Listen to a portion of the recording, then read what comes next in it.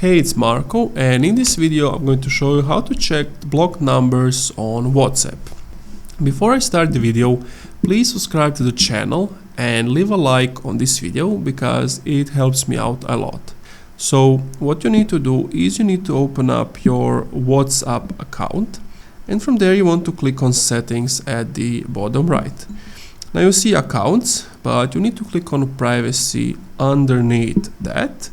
And if we scroll down a bit, you will see blocked. As you can see, I have 9 contacts blocked, and these are all the contacts I have blocked. Now, if you want to unblock them, just click on edit, click on the minus icon, and that's pretty much it. If you want to add somebody, click on add new, choose them from your contact list, and block them that way.